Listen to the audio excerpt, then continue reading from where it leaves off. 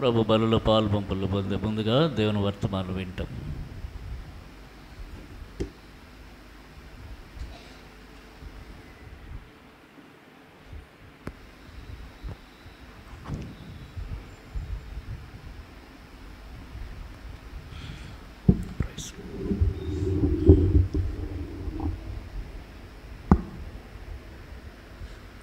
ప్రభు అయినటువంటి యేసుక్రీస్తు నామములో చేరి వచ్చినటువంటి అందరికీ నా యొక్క శుభాలు, అభినందనలు.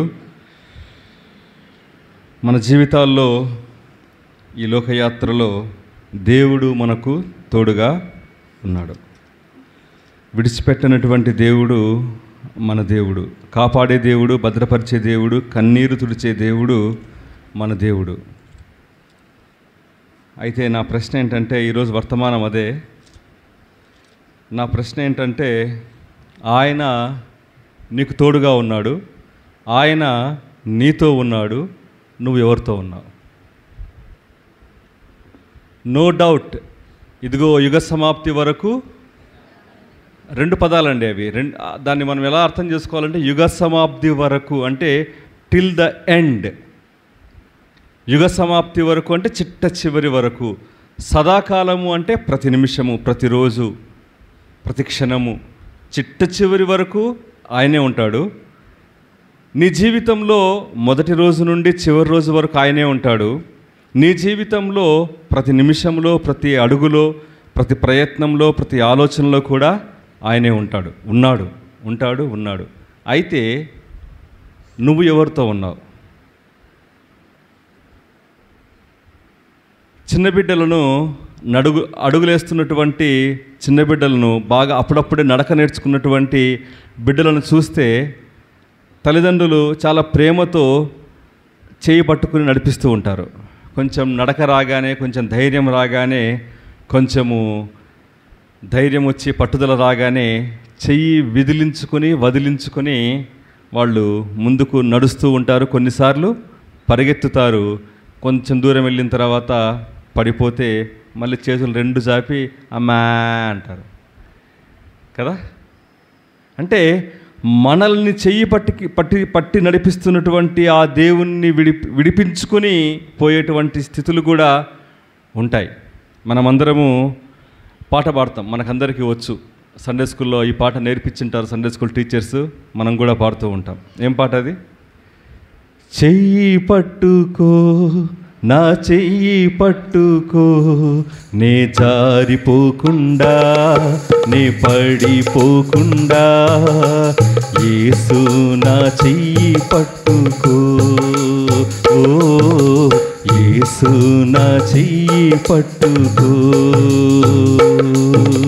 చెయ్యి పట్టుకో, నా చెయ్యి పట్టుకో, నే జారిపోకుండా, నే పడిపోకుండా, యేసు నా చెయ్యి పట్టుకో, యేసు నా చెయ్యి పట్టుకో. చెయ్యి పట్టుకొని పాడుతున్నామే, మరి నువ్వు పట్టుకున్నావా చెయ్యి? మనం పట్టుకున్నామా చెయ్యి? మనకు ఎప్పుడు బుద్ధి పడితే అప్పుడు ఆయన చెయ్యిని విడిచిపెడతాం. విడిచిపెట్టి నువ్వు ఒక్కడివి ఉన్నావా అంటే ఒక్కడివి లేవు. నువ్వు జాగ్రత్తగా వినండి. నువ్వు చెయ్యి విడిచిపెట్టావు, నో ప్రాబ్లం.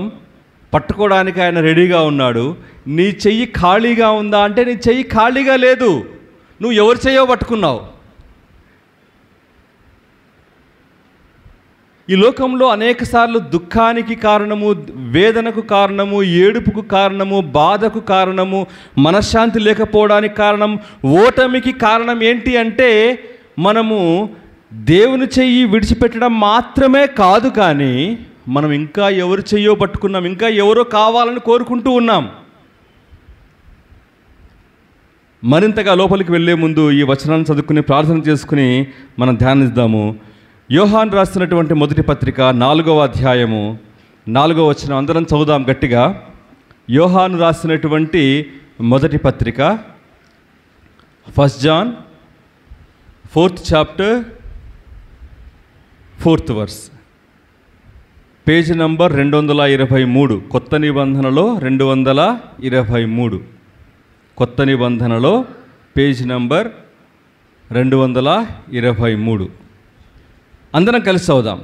చిన్నపిల్లలారా, మీరు దేవుని సంబంధులు, మీలో ఉన్నవాడు లోకంలో ఉన్నవాని కంటే గొప్పవాడు గనుక మీరు వారిని జయించున్నారు.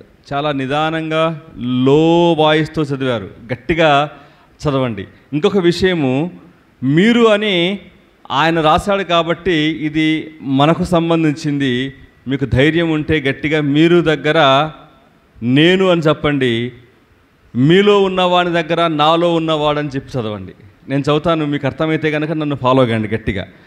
చిన్నపిల్లలారా, నేను దేవుని సంబంధిని, నాలో ఉన్నవాడు లోకంలో ఉన్నవాని కంటే గొప్పవాడు గనుక నేను వారిని జయించి ఉన్నాను. దేవుని సహాయం కొరకు ఒక మాట ప్రార్థన చేసుకుందాం. మమ్మల్ని మిక్కిలిగా ప్రేమించిన మా గొప్ప దేవా, నమ్మదగిన దేవా, స్తోత్రాలు తండ్రి. మీ కృప, కనికరము, వాత్సల్యత, మంచితనాన్ని బట్టి మిమ్మల్ని స్తుతిస్తున్నాం. మా దేవుడవు, తండ్రివి, ప్రభుడవు, రక్షకుడవు, మాకున్న అన్ని పరిస్థితులకు చాలినటువంటి దేవుడవు తండ్రి.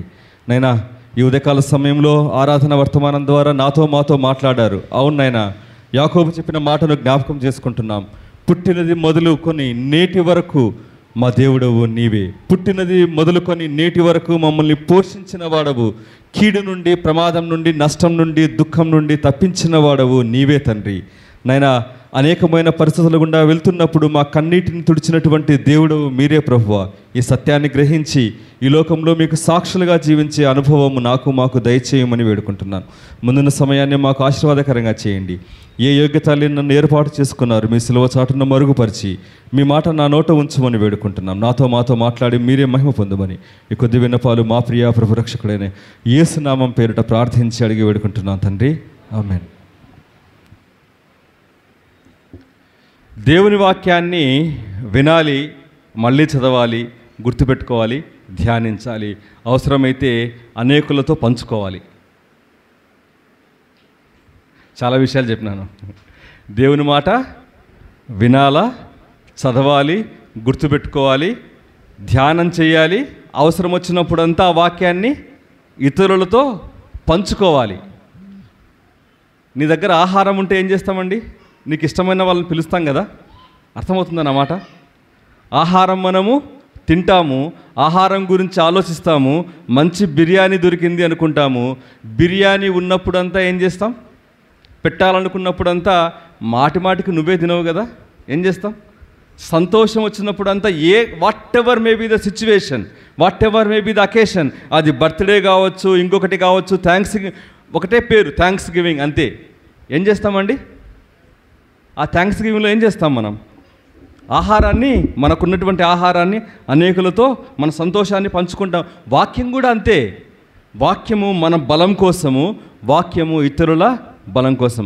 అలా ఎప్పుడైతే పంచుకుంటూ ఉంటామో ఆ వాక్యం మనలో స్థిరపడిపోతుంది. ఇక్కడ యోహాన్ అంటున్నటువంటి మాట చిన్నపిల్లలారా.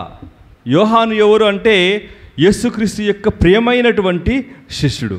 యేసుక్రీస్తు ప్రియమైన శిష్యుడు. బాప్తిస్మం ఇచ్చి యోహాను కాదు ఇతను యేసుక్రీస్తు యొక్క శిష్యుడు.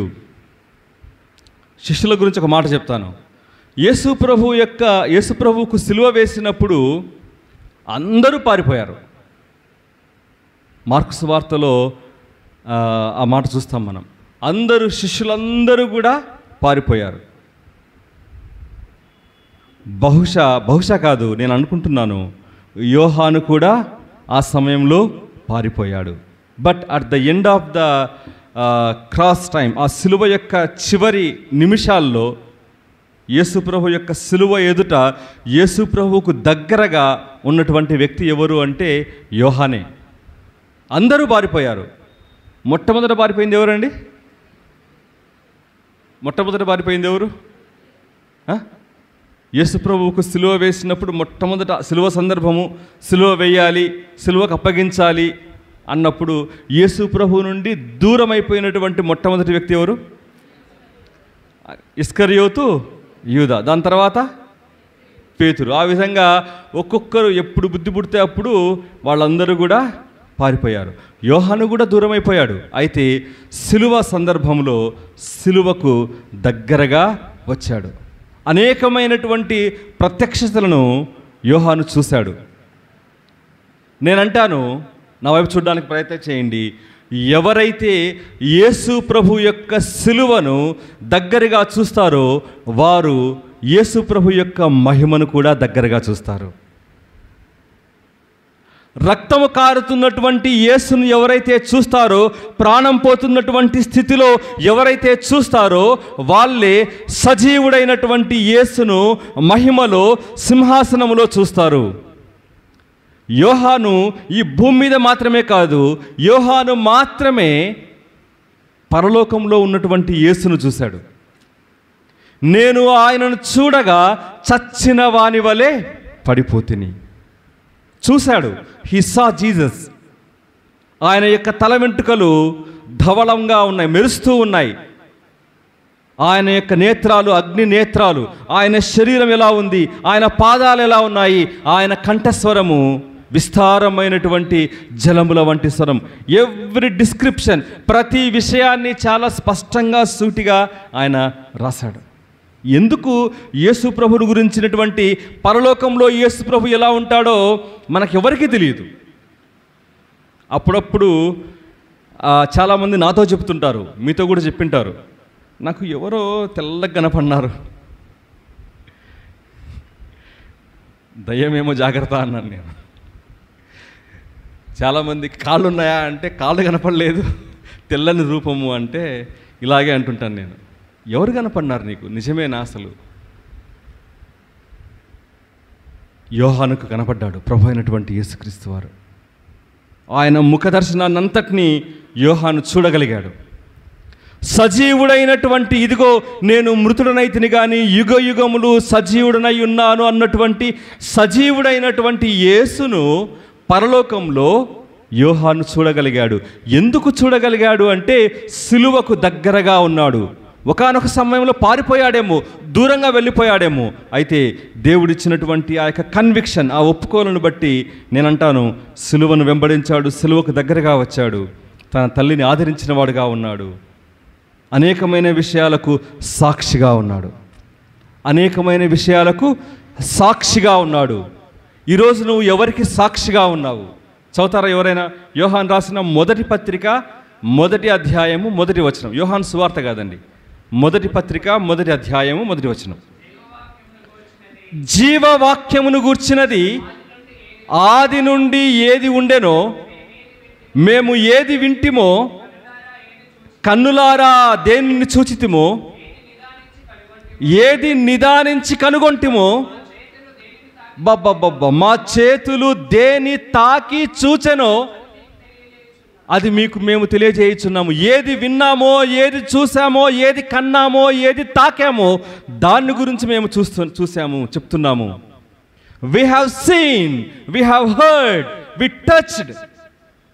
జీవవాక్యము, దేవుణ్ణి, జీవాన్ని మేము తాకాము, నిత్య జీవాన్ని తాకాము, అమర్త్యమైనటువంటి మరణము లేనటువంటి ఒక వ్యక్తిని మేము తాకాము. ఈరోజు మనము తాకుతున్నాము. ఎవరిని తాకుతున్నాము అంటే చచ్చిపోయే మానవుణ్ణి తాకుతున్నాం. మనం జీవము లేనటువంటి వ్యక్తులను రోజు తాకుతూనే ఉన్నాం. ఎవరితో మాట్లాడుతున్నాము అంటే ఒకరోజు చచ్చిపోయి తిరిగి లేయలేనటువంటి వ్యక్తితో మాట్లాడుతున్నాం. ఈరోజు ఎవరి గురించి చెప్పుకుంటూ ఉన్నామంటే జీవము లేనటువంటి మనుషుల గురించి మాట్లాడుతూ ఉన్నాం. కానీ యోహాను రాస్తున్నాడు, ఆ జీవవాక్యమును గురించి మేము ఏది విన్నామో, ఏది చూచామో, ఏది నిదానించి తెలుసుకున్నామో వి రియలైజ్డ్. ఈరోజు మనం రియలైజ్ కావాల్సింది ఎవరి గురించి అంటే యేసుని గురించి మాత్రమే. మాకొక దేవుడున్నాడు, ఆ దేవుడు పరలోకం నుండి దిగి వచ్చాడు. ఇదే యోహాను రాస్తాడు కదండి. యోహాను సువార్త 1వ అధ్యాయం 14వ వచనంలో తీయొద్దండి, వినండి.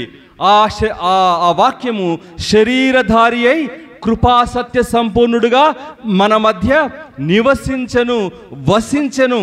He dwelled amongst us. ఆయన మా మధ్యలో నివసించాడు. కృపాసత్య సంపూర్ణుడుగా, కృపా సత్యము కలిగినటువంటి ఒక సంపూర్ణమైనటువంటి వ్యక్తిగా మా మధ్యలో వసించాడు. శరీరధారిగా వచ్చాడు. మేము ఆయనను తాకి చూచాం, ఆయన స్వరం విన్నాం, ఆయన మాట విన్నాం, ఆయన క్రియలు చూసాం. ఆయన నిదానించి తెలుసుకున్నాం. జీవమైనటువంటి నిజమైనటువంటి దేవుడు ఎవరో మాకు తెలుసు. ఇప్పుడు మాకు దేవుడున్నాడు. ఇప్పుడు మేము మనుషుల గురించి ఆలోచించాల్సిన పని లేదు. ఏ వ్యక్తి గురించి గొప్పగా చెప్పుకోవాల్సిన పని లేదు. మాకు దేవుడున్నాడు, మాకు జీవం ఉంది.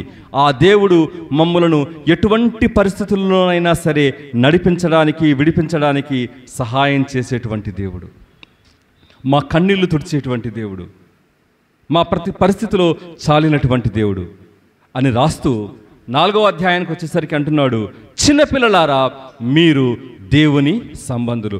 చిన్నపిల్లలారా అంటే చిన్న బిడ్డలని కాదు, అక్కడ కూర్చున్నటువంటి చిన్నపిల్లలు అని కాదు. ఇంగ్లీష్లో చక్కగా రాస్తాడు, డియర్ వన్స్, బిలవెడ్, నా ప్రియమైన వారలారా. మన ఇళ్ళల్లో పేర్లు ఉంటాయి కదండి, బుజ్జి అని, చిన్ని అని పేర్లు ఉంటాయి. అంటే అర్థము వాళ్ళు ఏం చిన్న చిన్న పిల్లలు, బుజ్జి బుజ్జి పిల్లలు అని కాదు కదా, వాళ్ళకు మనం పెట్టుకున్నటువంటి పేర్లు. సో వాళ్ళని అలా పిలుస్తాం. చిన్ని అని పిలిచినంత మాత్రాన, లేదా బుజ్జి, నాయన, కుట్టి, అమ్ములు అని పిలిచినంత మాత్రాన వాళ్ళేం చిన్న చిన్న పిల్లలు కాదు. ప్రేమతో మనం పిలిచేటువంటి పిలుపు. ఇక్కడ యోహాను రాస్తున్నటువంటి మాట చిన్నపిల్లలంటే మై బిలవెడ్, నా ప్రియమైనటువంటి వారలారా, దేవుణ్ణి ఎరిగినటువంటి ప్రియమైన వారలారా, దేవుణ్ణి ఎరిగినటువంటి సంఘమా, ప్రియమైన అన్న, అక్క, చెల్లి, తమ్ముడు, ఆంటీ, అంకుల్, మీకే ఈ వాక్యం చెప్పబడుతూ ఉంది.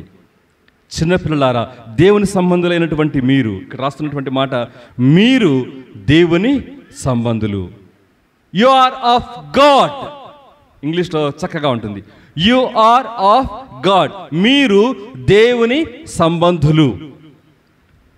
ఇంకో చోట రాస్తాడు ఇంగ్లీష్లో, యు ఆర్ ఫ్రమ్ గాడ్.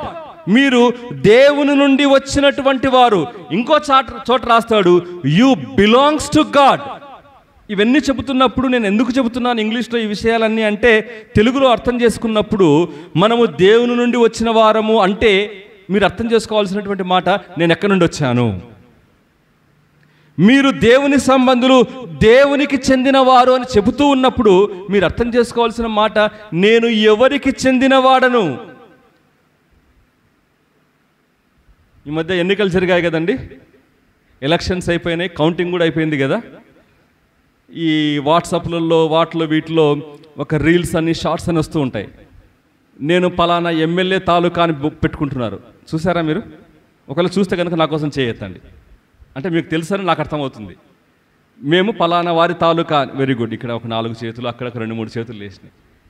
నేను పలానా ఎమ్మెల్యే తాలూకా అని బోర్డు పెట్టుకుంటున్న వాళ్ళు నేమ్ బోర్డు పెట్టుకుంటున్నారు కదా. ఏమన్నా నంబర్ ప్లేట్, నేను పలానా వాడి తాలూకా అని. ఇప్పుడు నేను అడుగుతాను, ఇప్పుడు చెప్పండి, ఇంటికి వెళ్ళిన తర్వాత చెప్పుకోండి, పొద్దున్న లేస్తే చెప్పుకోండి, నిద్రపోయేటప్పుడు చెప్పుకోండి, నువ్వు ఎవరి తాలూకా? నువ్వు ఎవరి తాలూకా? నువ్వు ఎవరి తాలూకానో గనక తెలిస్తే నీ జీవితం వేరే ఉంటుంది. ఇక్కడ రాస్తాడు కదా, చిన్నపిల్లలారా మీరు దేవుని సంబంధులు. Are you of God. ఎప్పుడు నోరు తెరిస్తే, ఎప్పుడు తెరిసినా, ఎవరితో మాట్లాడినా, ఎక్కడ మాట్లాడినా, ఐ ఆమ్ ఆఫ్ గాడ్. నేను దేవునికి చెందిన వాడను. నాకు వేరే వాళ్ళతో ఏమన్నా కొట్టుకుని చావండి, మీ ఇష్టం. నేనైతే దేవునికి చెందిన వాడను. నాకు వాక్యం ఉంది. ఆ జీవవాక్యాన్ని నేను కనుగొన్నాను, ఆ జీవవాక్యాన్ని నేను విన్నాను. దేవుడే, మరణం లేనటువంటి దేవుడే దిగివచ్చి మా మధ్యలో నివసిస్తే మేము తాకి చూసామే, ఇంకా మాకేం కావాలి?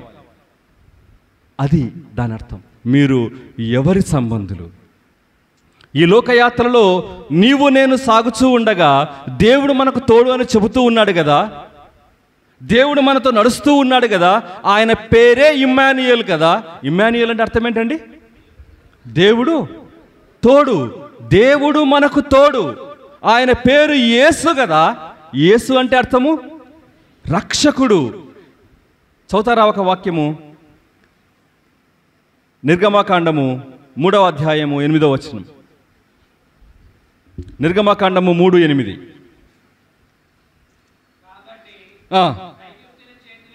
ఐగుప్తీయుల చేతిలో నుండి వారిని విడిపించుటకును విశాలమైన మంచి దేశమునకు, అనగా కనానీయులకు, హిత్తీయులకు, అమోరీయులకు, పెరిజ్జీయులకు, యెబూసీయులకు నివాస స్థానమై పాలు తేనెలు ప్రవహించు దేశమునకు వారిని నడిపించుటకును, చాలండి, విడిపించడానికి నడిపించడానికి దిగి వచ్చి ఉన్న దేవుడు మన దేవుడు. ఎందుకు దిగి వచ్చాడు? నేను చదువుతాను, వినండి. 2వ అధ్యాయము 24వ వచనం నుండి. తమ వెట్టి పనులను బట్టి, నిర్గమకాండము 2:24-25. తమ వెట్టి పనులను బట్టి వారు పెట్టిన మొర దేవుని యొద్దకు చేరును కాగా, దేవుడు వారి మూలుగును విని అబ్రహాము, ఇస్సాకు, యాకోబులతో తాను చేసిన నిబంధనను జ్ఞాపకము చేసుకొనును. దేవుడు ఇశ్రాయేలీయులను చూచెను, దేవుడు వారి యందు లక్ష్యం ఉంచెను. మాటి మాటికి దేవుడు అంటున్నారండి. ఏమంటున్నాడండి? దేవుడు వారి మూలుగును విన్నాడు, వారి మొర దేవుని యొద్దకు చేరింది, దేవుడు తన నిబంధనను జ్ఞాపకం చేసుకున్నాడు, దేవుడు వారిని చూశాడు, దేవుడు వారి యందు లక్ష్యం ఉంచాడు, దేవుడు దిగి వచ్చాడు, దేవుడు విడిపించాడు, దేవుడు నడిపించాడు. నీ జీవితంలో, నా జీవితంలో, ప్రపంచంలో ఎప్పుడు ఎక్కడ ఎవ్వరూ చేయలేనటువంటి గొప్ప కార్యాలు చెయ్యాలి అంటే మాత్రం దేవుడే. నీ జీవితంలో ఒక కార్యము జరగాలి అంటే మాత్రం ఆ కార్యానికి కారణం దేవుడే. ఈ విషయాలన్నీ అర్థం చేసుకున్నటువంటి యోహాను అంటున్నటువంటి మాట మీకు ఒక విషయం తెలుసా అండి? యేసు ప్రభు శిష్యులందరూ కూడా హతసాక్షులే. హతసాక్షిగా కాకుండా అలాగా మిగిలిపోయినటువంటి వ్యక్తి యోహాను ఒక్కడే. ఆయనను భయంకరంగా రకరకాల విధానాల్లో చంపడానికి ప్రయత్నం చేశారు. మరుగుతున్నటువంటి నూనెలో, ఏమంటే మీకు అర్థమవుతుందా? చికెన్ పకోడీ దగ్గరికి వెళ్తే మీకు అర్థమవుతుంది. ఆ గోబీ వేసేవాని దగ్గరికి పోతే అక్కడే నిలబడి వాడు వేసేంత వరకు అక్కడే ఉండి, అన్న ఇంకొకసారి తిప్పన్నా అంటే మీకు అర్థమవుతుంది. అలాంటి అనుభవాలు ఉంటాయి కదా మనకు. ఇంకొంచెం సేపు కాగనిస్తే ఇంకొక ముక్క అయ్యన్నా అంటే మీకు అర్థమవుతుంది. ఏంటి? ఆ మరుగుతున్నటువంటి బాణెలో అవన్నీ ఆ ముక్కలు వేసి ఉడుకుతూ ఉంటే దాన్ని వాడు తీసి మళ్ళీ ప్యాక్ చేసిస్తాడు. అంతేనా? యోహాను ఇంత పెద్ద పెద్ద బాణలిలో మరుగుతూ ఉంటే, ఉడుకుతుంటే యోహాను అట్లే నీళ్ళు అట్లే వేస్తే ఏం కాలేదంట. స్విమ్మింగ్ పూల్ ఈత కొట్టినట్టు కొడుతున్నాడంట అతను. Nothing happened. భయంకరమైనటువంటి ప్రయత్నాలన్నీ చేసి చేసి చేసి చేసి విసిగిపోయి ఏం చేయాలరా ఈయనను అంటే ఒక దీవిలో పడేయండి, అక్కడే ఏదో పురుగో పుట్టునో కుట్టి చచ్చిపోతాడని వదిలేసి వచ్చారు. అంతే.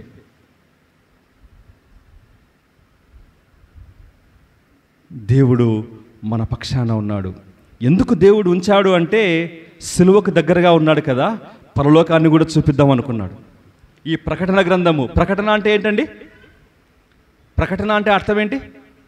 ప్రత్యక్షత. ప్రకటన అంటే అర్థం ఏంటి? ప్రత్యక్షత, రెవల్యూషన్. అసలు ఒరిజినల్గా దీని రెవల్యూషన్ అంటే అర్థం ఏంటంటే ప్రకటన, ప్రత్యక్షత అని అర్థం. ప్రత్యక్షపరచుకోవడము, రాబోయే విషయాలన్నిటినీ కళ్ళకు కట్టినట్టుగా చూపించినాడు.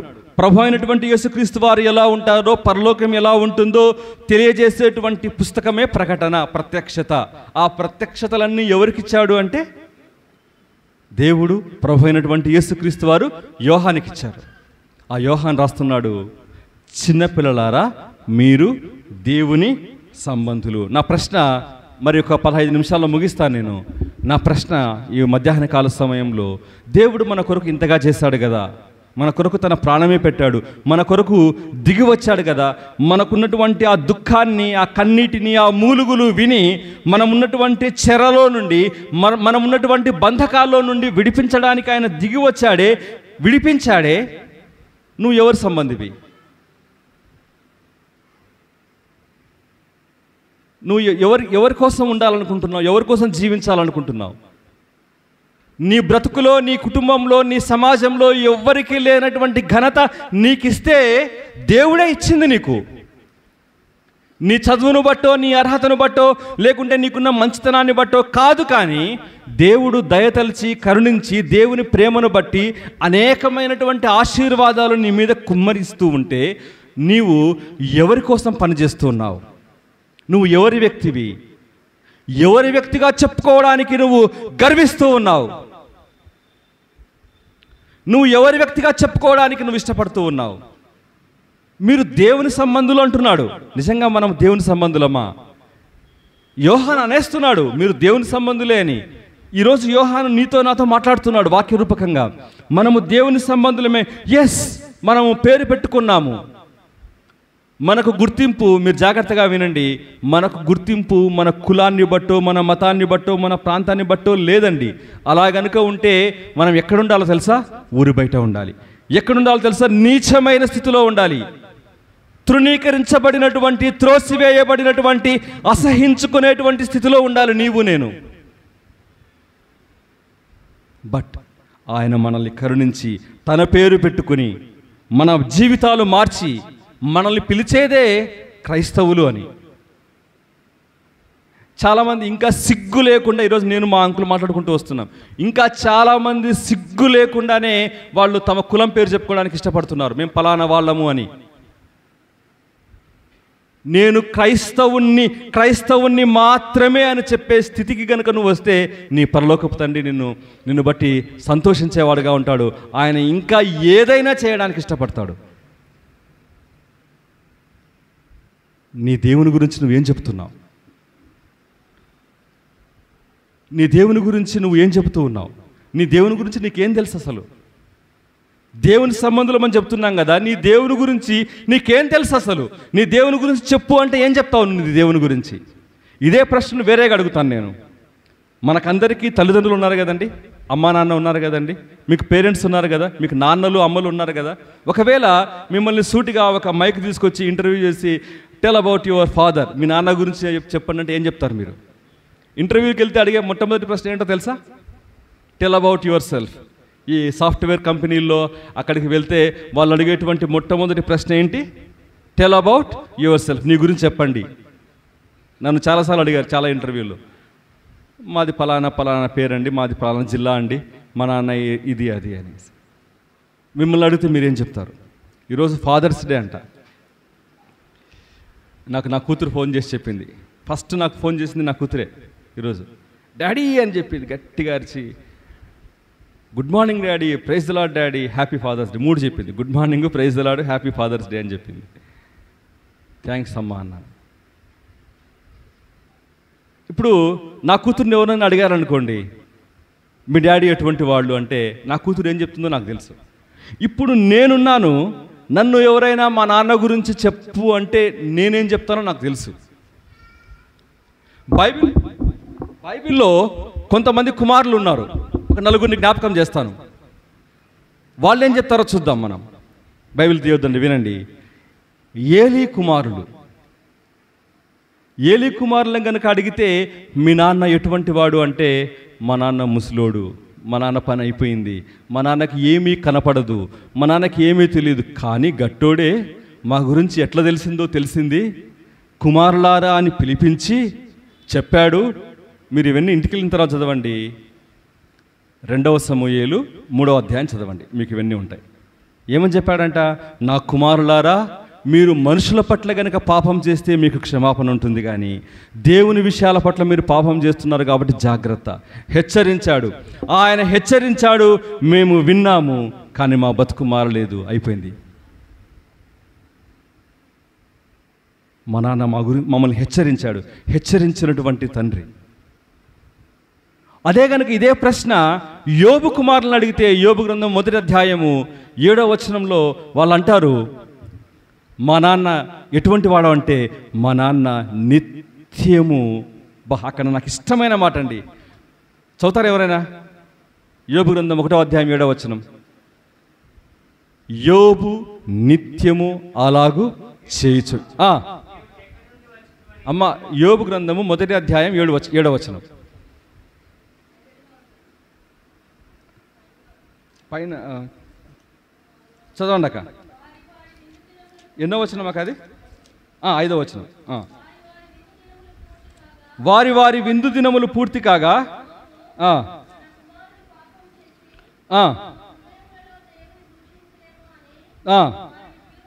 వారిని పిలువనంపించి వారిని పవిత్రపరిచి అరుణోదయమున లేచి వారిలో ఒక్కొక్కని నిమిత్తమై దహన బలిని అర్పించుచూ వచ్చెను. యోబు నిత్యము అలాగూ చేయుచుండెను. వారి హృదయాల్లో సహితము వారు దేవునికి దూరంగా ఉన్నారేమో, మాటల్లో కాదు, క్రియల్లో కాదు, హృదయాల్లో సహితము, వారి ఆలోచనలో సహితము, ఆ దేవుడు ఎక్కడున్నాడులే, దేవునికి అన్నీ తెలుసా, దేవుడు చూస్తున్నాడా, ఇవన్నీ మేము చేసుకున్నాం, మేము సంపాదించుకున్నాం అనుకుంటారేమో, వాళ్ళు దేవునికి దూరం అయిపోతారేమో అని యోబే ప్రతినిత్యము ఉదయాన్నే లేచి దహన బలి, అరుణోదయమున లేచి, అరుణుడు ఉదయించక మునిపే, సూర్యుడు ఉదయించక మునిపే, సూర్యోదయము కలగక మునిపే ఎవ్రీ డే ఒక్కొక్క దహన బలికి ఎంత టైం పడుతుందో మీరు ఆలోచించండి. మీకు అర్థమవుతుందండి నేను చెప్పే మాట? ఎవ్రీడే బహుశా కాదు, మోస్ట్ రిచెస్ట్ పర్సన్ భూమి మీద ఉన్నటువంటి వారందరిలోకి ధనవంతుడు ఎవరు అంటే నాకు తెలిసి నేను అనుకుంటాను అబ్రహాము కంటే కూడా ధనవంతుడు ఎవరు అంటే యోబే అంటాను నేను. ఎన్ని రోజులు చేస్తాడో యోబు నిత్యము అలాగూ చేయుచుండెను, అంతే. ఇంకా వాళ్ళు బ్రతికినన్ని రోజులు. మళ్ళీ యోబుకి ఎంతమంది పుట్టారండి? మళ్ళీ 7 మంది పుట్టారు. వాళ్ళ కోసం కూడా చేసింటాడేమో. ఎర్లీ మార్నింగ్ యోబు కుమారులను కనుక ఇంటర్వ్యూ చేస్తే 7 మందిని ఇంటర్వ్యూ చేస్తే 7 మంది ఒకే రకంగా చెప్తారు. My father is a father of prayer. మా నాన్న ప్రార్థించే తండ్రి. మా హృదయాల్లో, మా హృదయపు లోతుల్లోకి వెళ్ళి మా హృదయాల్లో మేము పనికిమాల విషయాలు ఏమైనా ఆలోచిస్తున్నామేమోనని, దాన్ని బట్టి మాకు శిక్ష వస్తుందేమోనని, మాకు శిక్ష జరగకూడదు, మాకు నష్టం జరగకూడదు అని మా గురించి ప్రార్థించే తండ్రి మా తండ్రి అని ఎవరు చెప్తారండి? యోబు కుమారులు చెప్తారు. అదే కనుక అబ్షాలోమును కనుక ఇంటర్వ్యూ చేసి మీ నాన్న గురించి చెప్తే ఏం చెప్తారు అంటే, మా నాన్న పిచ్చోడు, నేనంటే చాలా ఇష్టం, నా కోసం రాజ్యాన్నే విడిచిపెట్టిపోయాడు, నా కోసం చెప్పులు లేకుండా అరణ్యంలోకి పారిపోయాడు. ఎస్, అబ్షాలోము చనిపోతే పిచ్చోన్లాగా ఏడ్చాడు దావీదు. అయ్యో నా కుమారుడా, అయ్యో నా కుమారుడా, నీకు బదులుగా నేను చచ్చిపోయింటే బాగుండే అని దుఃఖపడినటువంటి తండ్రి దావీదు. Such a loving father David. ఎంతగా అంటే అంతగా. చివరిగా కొత్త నిబంధనలోకి వచ్చి ఆ కథ ఏంటండి? ఒక మనుషునికి 2 కుమారులుండ్రి, తప్పిపోయిన కుమారుడు. ఆ కథకు మీరందరూ తప్పిపోయిన కుమారుడు అని పెట్టుకున్నారేమో. నేను పెట్టుకున్నటువంటి పేరు ప్రేమించే తండ్రి. నాకు ఎప్పుడైతే ఆ విషయాన్ని మాటిమాటికి చదువుతూ ఉన్నానో నాకు అర్థమైంది తప్పిపోయిన కుమారుని గురించి కాదు, నాకు అర్థమైంది ఆ పెద్ద కుమారుని గురించి కాదు, నాకు అర్థమైంది ఆ తండ్రిని గురించి. ఆ కుమారుడు అంటాడు కదా, నేను ఇంటి నుండి వెళ్ళిపోయిన రోజు మొదలుకొని నేను వస్తానో లేదో కూడా తెలియకుండా నా కోసం ఎదురు చూసినటువంటి వ్యక్తి నా తండ్రి. Wonderful statement. ఎవరడిగినా కన్నీళ్లతో చెప్పేటువంటి మాట ఇదే. నేను వెళ్ళిన రోజు నుండి నేను వస్తానో రానో కూడా తెలియకుండా ప్రతిరోజు నా కోసం ఎదురు చూసినటువంటి వ్యక్తి, చూస్తున్న వ్యక్తి ఎవరైనా ఉన్నారు అంటే అది మా నాన్న అని కన్నీళ్లతో చెప్తాడు. అంతగా ప్రేమించినటువంటి వ్యక్తి. ప్రశస్తమైన వస్త్రాలు తెచ్చి కట్టండి, ఉంగరం పెట్టండి, పాదములకు చెప్పులు తొలగించండి, క్రొవ్విన దూడ వధించండి, మనం సంతోషిస్తాం. ఇదిగో ఈ నా కుమారుడు తప్పిపోయాడు, మరలా దొరికాను. What a loving father. నేను అడుగుతున్నటువంటి ప్రశ్న మీ తండ్రి గురించి కాదండి. నేను అడుగుతున్నటువంటి ప్రశ్న మీ తండ్రి గురించి కాదు, మీ పరలోకపు తండ్రి గురించి, మీ దేవుని గురించి మీరేం చెప్తారు? ఎప్పుడూ చెబుతారా? మీకు బుద్ధి పుట్టినప్పుడే చెబుతారా? మీ జీవిత విధానమే అలా ఉందా? లేకుంటే మీకు బుద్ధి పుట్టినప్పుడు ఎక్కడో ఒకసారి, ఎప్పుడో ఒకసారి కృతజ్ఞతా కూడికల్లోనో సాక్ష్యం చెప్పమంటేనో అప్పుడు కాదు, ఎవ్రీ టైం, ప్రతి నిత్యము మీ యొక్క మాట దేవుని మాటగా ఉందా? దేవునికి అన్నీ తెలుసు, దేవుడు అన్నీ చూస్తున్నాడు, దేవుడు అన్నిటినీ నిర్ణయించాడు, దేవుని చిత్తమే జరుగుతుంది, దేవుని చిత్తమే జరగాలి అని మీరు నమ్ముతూ ఉన్నారా? మీ నోట దేవుని మాటలే వస్తున్నాయా? దేవునికి ఇష్టమైనది తాను ఇచ్చయించినదే జరుగుతుంది అన్నటువంటి ఒక కన్క్లూజన్కి వచ్చారా మీరు? చిన్నపిల్లలారా, మీరు దేవుని సంబంధులు. అనేక సందర్భాల్లో మనం కూడా చెప్తూ ఉంటాం, ఏమని? దేవుడు దేవుడు దేవుడు అని. నోరు తెరిస్తే దేవుడే. సిస్టర్స్ నుండి చాలాసార్లు విన్నాను నేను.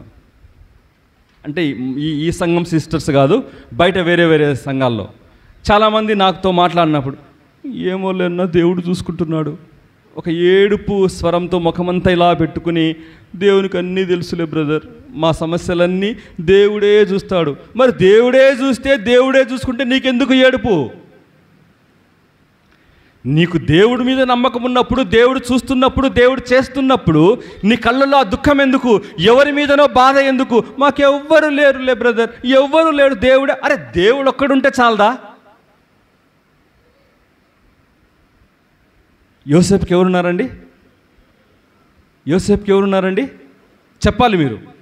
దేవుడు ఒక్కడే ఉన్నాడు. అమ్మ లేదు, నాన్న లేదు. నాన్న కూడా గద్దించాడు. అన్నలు పగబట్టారు, అన్నలు చంపాలనుకున్నారు, అన్నలు గుంతలో వేశారు, అన్నలు అమ్మి వేశారు. రాజు అనుమానించాడు, రాజు భార్య నింద మోపింది. ఎవరున్నారు యోసేపుకు? నేను మళ్ళీ చెప్పమంటారా ఈ లిస్టు? నాన్న కూడా గద్దించాడు, అమ్మ దూరంగా ఉంది, అమ్మ చచ్చిపోయింది, అమ్మ లేదు. అమ్మ లేదు, నాన్న గద్దించాడు, అన్నలు పగబట్టారు, అన్నలు అసూయపడ్డారు, అన్నలు చంపాలనుకున్నారు, అన్నలు గుంతలో వేశారు, అన్నలు అమ్మివేశారు. రాజు అనుమానించాడు, రాజు భార్య నింద మోపింది. ఎవరున్నారు యోసేపుకు? ఎవ్వరూ లేరు. యోసేపు ఒక్కడే. ప్రతి స్థితిలో కూడా బైబిల్ గ్రంథం అంతటిలో దేవుడు దేవుడు దేవుడు దేవుడు అని ఎక్కువ సార్లు దేవుని గురించి చెప్పినటువంటి వ్యక్తులు ఇద్దరే. అనేకులు ఉన్నారు, ఎక్కువ సార్లు చెప్పింది యోసేపు, 2 దావీదు. యోసేపు అంటాడు కదా, ఆదికాండం 39వ అధ్యాయం 9వ వచనంలో, తీయొద్దండి, వినండి, నా వైపు చూడండి. ఆ స్త్రీ బలవంతం చేసినప్పుడు అంటున్నటువంటి మాట, దేవునికి విరోధముగా నేను ఎట్లు ఇంత ఘోరమైన దుష్కార్యము చేస్తాను. అంటే ఎవరిని తీసుకొస్తున్నాడండి? దేవుణ్ణి తీసుకొస్తాడు. దేవుని నామాన్ని అనవసరంగా ఉపయోగించలేదు. ఒక్క మాట చెప్పి నేను ముందుకెళ్తాను, చదవండి వేగంగా ఎవరైనా. నిర్గమాకాండము 20వ అధ్యాయము 7వ వచనం. నిర్గమాకాండం 20. నీ దేవుడైన యెహోవా నామమును, నీ దేవుడైన యెహోవా నామమును వ్యర్థముగా ఉచ్చరింపకూడదు. అనవసరంగా, ఇర్రెలవెంట్. నేను దాదాపు 20 ట్రాన్స్లేషన్ చదివాను. జాగ్రత్తగా వినండి అమ్మ. అమ్మ ఇంటికి వెళ్ళి చదవండి. సిస్టర్స్, బ్రదర్స్, మీరు కూడా ఇంటికి వెళ్ళి చదవండి. నా వైపు చూడండి. 20 ట్రాన్స్లేషన్స్ దాదాపుగా నేను చూశాను దీని గురించి. దేవుని రకరకాల ట్రాన్స్లేషన్లు రాసుకుంటూ వస్తాను, నాకు భయం వేసింది. దేవుని నామాన్ని గనుక ఇర్రిలవెంట్గా, అనవసరంగా, నీ యొక్క ప్రాఫిట్ కోసము, నీకేదో ఉపయోగం జరుగుతుంది గనుక వాడుకుంటే దేవుడు నిన్ను తుక్కు తుక్కు చేస్తాడని రాయిస్తున్నాడు. చదవండి మరొకసారి 27. వ్యర్థముగా, అనవసరంగా, నీ ప్రాఫిట్ కోసమని రాశాడు అక్కడ. యెహోవా తన నామాన్ని వ్యర్థముగా ఉచ్చరించు అని నిర్దోషిగా ఎంచడు. వాడు దోషి, వాని మీదకి తీర్పు వస్తుంది, వాడిని దేవుడు ఖచ్చితంగా శిక్షిస్తాడు. Don't use God's name unnecessarily. దేవుని నామాన్ని దేవుడు దేవుడు దేవుడు చూస్తున్నాడు, దేవునికి విడిచిపెట్టాను, దేవునికి అన్నీ తెలుసు అన్నటువంటి దొంగ మాటలు, ఏడుపుగొట్టు మాటలు కనుక చెబితే దేవుడు నిన్ను శిక్షించకుండా విడిచిపెట్టడు. దేవుడు అని చెప్పినప్పుడు దేవుని యొక్క స్థాయికి తగినట్టుగా జీవించాలి.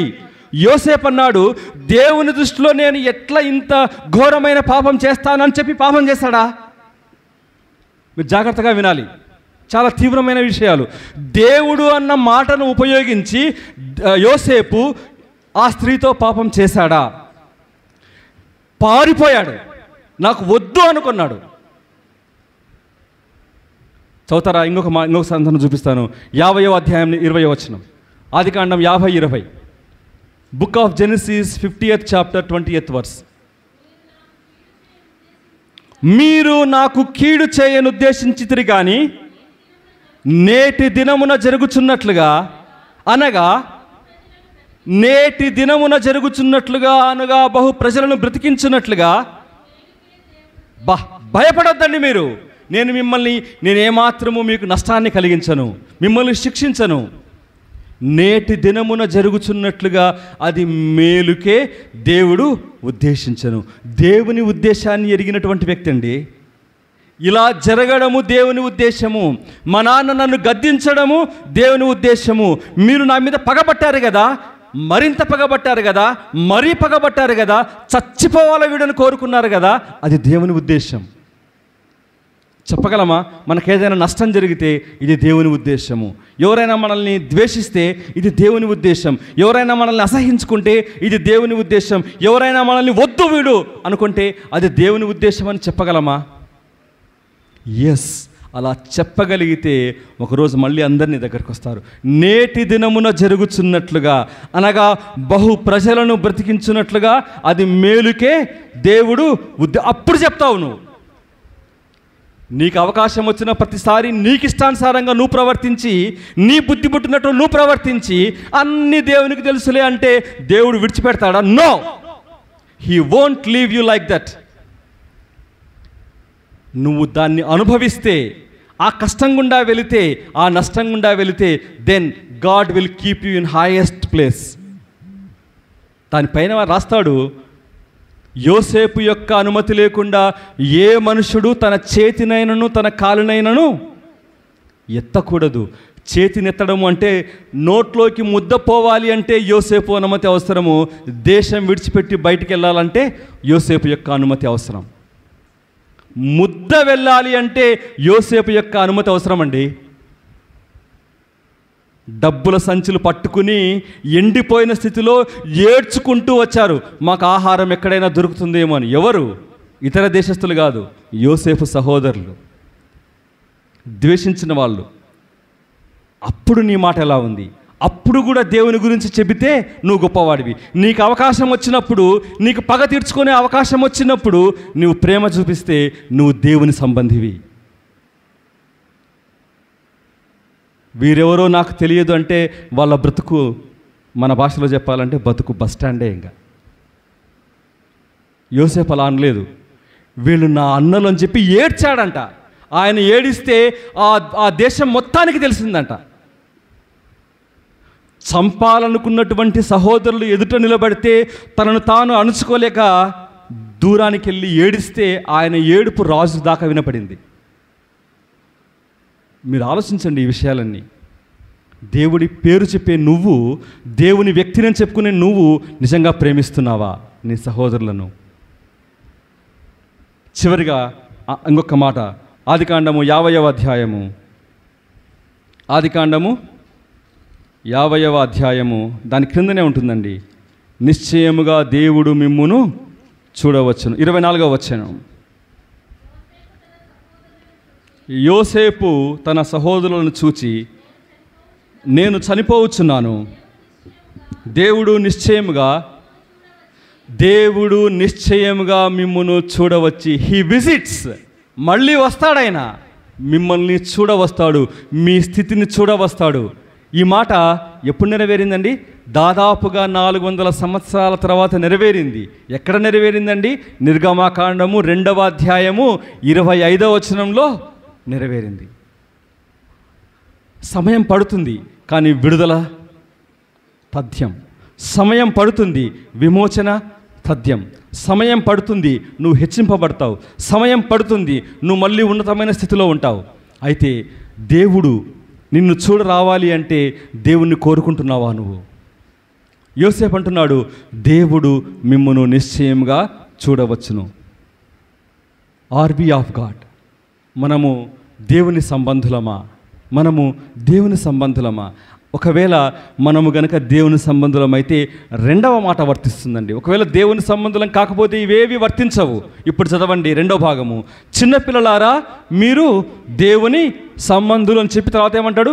మీలో ఉన్నవాడు లోకంలో ఉన్నవానికంటే గొప్పవాడు. ఈ మాట మన జీవితాల్లో, మన కుటుంబాల్లో, మన సంఘాల్లో నెరవేరాలి. తీసారండి? యోహాను రాసినటువంటి మొదటి పత్రిక 4వ అధ్యాయము 4వ వచనం.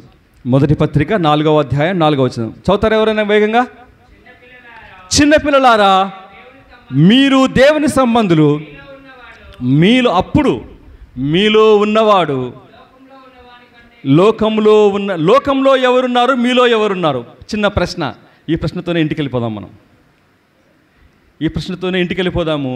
ఇదే ప్రశ్నతోనే మనం నైట్ కూడా భోంచేసిన తర్వాత మీరొక్కరే కళ్ళు మూసుకుని మీరొక్కరే దేవుని గురించి ధ్యానం చేస్తూ, నేను ఎవరి వ్యక్తిని, నేను ఎవరి సంబంధిని, ఎందుకు నాకు ఇంకా ఇలా జరుగుతూ ఉంది, ఎందుకు నేను అనుకున్నవి ఏవి జరగట్లేదు, ఎందుకు నేను ఒక వెళ్ళిపోయిన స్థితిలో, దూరమైపోయిన పరిస్థితిలో, పారిపోయిన స్థితిలో ఉన్నాను, ఎందుకు నాకు ఎవరు మనుషులు వద్దు అనుకుంటున్నాను, ఎందుకు నా జీవితం ఇలా ఉంది, ఎందుకు నాకు సక్సెస్ రావట్లేదు, ఎందుకు నేను కోరుకున్నది కోరుకున్నట్టుగా జరగట్లేదు. ఒక్కసారి నేను దేవుని సంబంధిని, దేవుడు నా పక్షాన ఉన్నాడు, దేవుడు నన్ను కాపాడుతున్నాడు, దేవుడు నన్ను ప్రేమిస్తున్నాడు, దేవుడు నా కొరకు దిగి వచ్చాడు, దేవుడే తన ప్రాణం పెట్టాడు, నేను ఇంకా ఎవరి కోసం బ్రతకాలి? నాకు దేవుడు ఉంటే చాలు. ఏ అంకుల్, ఏ ఆంటీ, ఏ అన్న, ఏ అమ్మ, ఏ నాన్న అక్కర్లేదు, నాకు దేవుడు ఫస్ట్. మీరు ఎప్పుడైనా అవకాశం వస్తే నా కొడుకును, నా కూతురుని అడిగి చూడండి, వాళ్లకు నేను చెప్పిన మాట ఎప్పటికైనా చెబుతారు. మీరు ఎప్పటికైనా మీ జీవితంలో కలిస్తే మాత్రం అడగండి, ఫస్ట్ గాడ్. మా నాన్న ఏం చెప్పాడు? First God. నా దగ్గరికి వచ్చి, నాన్న నాకు బుక్ కావాలి, నాకు బట్టలు కావాలని అడగకముందే నువ్వు వెళ్ళి దేవుణ్ణి అడిగిరా నా దగ్గరికి అని నేను చెప్పాను. ఇంకొక సాక్ష్యం ఎప్పుడు చెప్తుంటాను, మళ్ళీ కూడా చెప్తాను. మీకు ఆశ్చర్యం అవుతుందేమో, మీరు నమ్మరేమో, మీకు అర్థం కాదేమో. దేవుడు అనుమతిస్తే వచ్చే నెల నేను అమెరికా వెళ్తాను. ప్రార్థన చేయండి. నేను అక్కడికి వెళ్తే ఒకవేళ సాక్ష్యం చెప్పమంటే ఏం చెప్పాలి అని నేను ఇప్పుడే ప్రిపేర్ అవుతున్నా. నేను చెప్పబోయే సాక్ష్యం ఏంటో తెలుసా అండి? About my children. ఏం చెప్తానో తెలుసా అండి? జాగ్రత్తగా వినండి. హెబ్రోన్లో 2012వ సంవత్సరం ఆ టైంలో నా కొడుకు, నా కూతురు, చిన్న పిల్లలు బుధవారము ప్రార్థనా కూడికలో వాళ్ళు లాస్ట్ కూర్చున్నాం మేము. వాళ్ళిద్దరు నా దగ్గరే ఉన్నారు. జాన్ స్టూవర్ట్ అంకుల్ మెసేజ్ చెప్తూ ఉన్నాడు. ఒకసారి చెప్పాను, మళ్ళీ జ్ఞాపకం చేస్తాను మీకు. ఆయన ప్రార్థన అంతా అయిపోయిన తర్వాత ఆయన ఒక పిలుపిచ్చాడు. మీ హృదయంలో దుఃఖం ఉండొచ్చు, మీ హృదయంలో ఎన్నో ఆశలు, కోరికలు ఉండొచ్చు. ఒక్కసారి మీ 2 చేతులు పైకెత్తి, ఒక్కసారి మీరు కళ్ళు మూసుకొని, మీ 2 చేతులు ఇలా మూసుకొని మీ దేవునికి మీరు ప్రార్థన చేయండి. మీరు దేన్నైనా కోరుకుంటే దేవుడు సమర్థుడు. మీ జీవితంలో దేవుడు దేన్నైనా చేయగలడు. మీరు దేవుని మీద విశ్వాసం ఉంచితే కనుక మీ 2 చేతులు ఆయన వైపు చూపిస్తూ ప్రార్థన చేయండి అని చెప్పాడు. నేను ఇలాగే, నాకు నిజంగా కళ్ళల్లో నీళ్లు కారుతూ ఉన్నాయి. చాలా దుఃఖంలో ఉన్నాను, ప్రార్థిస్తూ ఉన్నాను. నేను కళ్ళు మూసుకుని ఇలా ప్రార్థిస్తూ ఉన్నాను. నా కొడుకు చేయి తగిలింది. చూస్తే వాడు కూడా చేతులు ఇలా పెట్టాడు. నా కూతురు కూడా 2 చేతులు ఇలా పెట్టుకుని ఏం ప్రార్థించారేమో నాకు తెలియదు. చిన్నపిల్లలు, ప్రార్థన కూడా రాదు. అంతా అయిపోయింది. బండి మీద వెళ్తున్నాం. అడిగాను నా కొడుకును, అరే అసలుకు చేతులు పైకెత్తావు, ఏమని ప్రార్థించావరా, ఏం కావాలని కోరుకున్నావరా అంటే వాడన్న మాట నాకు ఈరోజు గుర్తు. దేవుడు అనుమతిస్తే ఇదే సాక్ష్యాన్ని నేను అమెరికాలో చెప్పాలనుకుంటున్నాను. డాడీ నాకు చాక్లెట్లు కావాలనుకున్నాను డాడీ అని వాడు ప్రార్థించాడు. వానికి చాక్లెట్లు మీరు నమ్ముతారో నమ్మరో, మా ఇండియా నుండి కాదు కానీ ప్రపంచ దేశాలన్నిటి నుండి ఎప్పుడు చాక్లెట్లు ఇంటి నిండా ఉండేవి. అంత మాత్రమే కాదు, ఎక్కడి నుండి అయితే చాక్లెట్లు వచ్చేదో అదే దేశానికి వెళ్ళి వాడిప్పుడు చాక్లెట్లు అనేక మందికి పంపిస్తున్నాడు. నువ్వు ఎవరి సంబంధివి? First God. పిచ్చిగా తిక్కగా ఎవరంటే వాళ్ళ గురించి నాకు ఆయన కావాలి, ఈయన కావాలి, వాళ్ళుంటే బాగుంటుంది, వీళ్ళుంటే బాగుంటుంది అంటే మన జీవితం కూడా తుక్కు అయిపోతుంది. నేను మళ్ళీ చెప్తున్నాను, నాకు దేవుడుంటే చాలు. మన కుటుంబాల్లో, మన సంఘాల్లో ఈ మాట మీరు ఎప్పటికీ గుర్తుపెట్టుకోండి. నీ కులం కాదు, నీ మతం కాదు, నీ ప్రాంతం కాదు, నీ రంగు కాదు, నీ ఉద్యోగం కాదు, నీ చదువు కాదు, నీ హోదా కాదు, మరేది కాదు. God alone. దేవుడు మాత్రమే దేన్నైనా చేయగలడు. మీలో ఉన్నవాడు లోకంలో ఉన్నవానికంటే గొప్పవాడు. లోకంలో సాతాను ఉన్నాడు, గుర్తుపెట్టుకోండి. లోకంలో ఉన్నవాడు సాతాను. లోకంలో ఉన్నవాడు సాతాను. ఈ అధికారం అంతా సాతానుదే, గుర్తుపెట్టుకోండి. ఏ అధికారిది కాదు, ఏ మినిస్టర్ది కాదు, ఏ సీఎంది కాదు, ఏ పిఎంది కాదు, చర్చిలో ఏ లీడర్ది కాదు, ఏ రూలర్ది కాదు. గుర్తుపెట్టుకోండి. నేను చెప్పే మాటలు మీకు అర్థమవుతున్నాయి. ఎవరిది కాదు. ఈ అధికారం అంతా ఎవరిదండి? సాతానుది. సాతాను యేసు ప్రభువుని ఎత్తుకెళ్ళిపోయాడు. ఎక్కడికి? కొండ మీదికి. ఆయన ఉపవాసం ఉన్న తర్వాత తీసుకెళ్ళి ఆయన అన్నటువంటి మాట ఏంటో తెలుసా? ఈ లోకమంతా చూపించాడు, ప్రపంచాన్నంతా చూపించాడు. యెరూషలేమును మాత్రం కాదండి, ఈ లోక మహిమనంతా. మీకు అర్థమవుతుందా? తెలుగు అర్థమవుతుందా మీకు? యెరూషలేం కాదు కానీ చూపించింది, లోకమంతా, ప్రపంచ దేశాలన్నింటినీ, ప్రపంచ దేశాలలో మహిమనంతటిని చూపించి, ఇవన్నీ నావి, నాకు మొక్కితే నేను నీకు ఇస్తా అన్నాడు. యేసు ప్రభునే వాడు శోధించాడు. ఎవరి చేతిలో ఉందండి అధికారం? ఎవరి చేతిలో ఉంది? మీరు అనుకుంటారు పిఎం చేతిలో ఉంది, సీఎం చేతిలో ఉంది, మా సీఎం రేవంత్ రెడ్డి, మా సీఎం చంద్రబాబు నాయుడు, ఆడ నరేంద్ర మోడీ అని మీరు అనుకుంటున్నారు. ఈ అధికారం, ఈ లోకాధికారాలు ఎవరి చేతిలో ఉన్నాయి? సాతాను చేతిలో ఉన్నాయి. మనకు విరోధులు ఎవరండి? ఏ అంకులు, ఏ ఆంటీ, ఏ లీడరు, ఏ పాస్టరు ఎవ్వరు కాదు, సాతానే. వాడు వేసిన ప్లాన్లో ఇవన్నీ జరుగుతూ ఉన్నాయి. నీలో ఉన్నవాడెవడు? మీలో గనుక దేవుడు ఉంటే, మీలో గనుక యేసు ఉంటే, ఈ లోకంలో ఉన్నవానికంటే గొప్పవాడు. ఈ మధ్యాహ్నకాల సమయంలో నీలో ఉన్నవాడెవడు? మీరు దేవుని సంబంధులా? మీలో ఉన్నవాడెవరు? ఒకవేళ మీలో ఉన్నవాడు గనుక దేవుడైతే అక్కడ కింద అంటాడు, చదవండి నెక్స్ట్ లైన్, మీరు వారిని జయించి ఉన్నారు. Victory belongs to you. మీరు జయించి ఉన్నారు. You are the overcomers. జయించిన వాళ్ళు మీరే. ఈ వాక్యం మీకు అర్థమైంది అనుకుంటున్నాను నేను. మనం ఎవరి సంబంధులము? మనలో ఉన్నది ఎవరు? మనకు ఎవరి మీద విజయం రావాలి? దేవుడి వాక్యాన్ని మన కొరకు మేలుకరంగా చేయునుగాక.